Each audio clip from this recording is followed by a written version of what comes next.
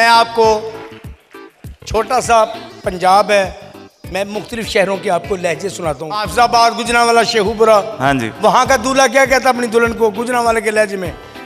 मामी हाँ नखरे ना कर घुंड चुकला हाँ तेन पहला ही वेखे चेता कर जिस दिहाड़े गोश्त पके असी आने टटन नहीं है बैठी है मेहंदी लगी है की आ सियालकोट नारोवाल का की लहजा अपनी बीवी नूं की कहते माना घुंड चुकलो मुड़ा कलाया था सलामी लन गया था हसे होने गया था।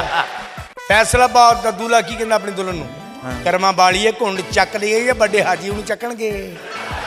सही लाहौर के लोग अंदरून शहर के लोग जी पक्के लाहौर वो अपनी दुल्हन की कहता की कहना घुंड चुक भी लिया उनकी नखड़े काने पे उनकी टाइम होन दिया तेन कहना पेगा लम्मिया आराम कहानियां छेड़ के बैठी है की काटनी पई है। अमान साहब सलामियां भी साड़ियां रख लतियां ढंगबाजी ना कर ढंगबाजी ऐ नहीं होना ऐ ना कर।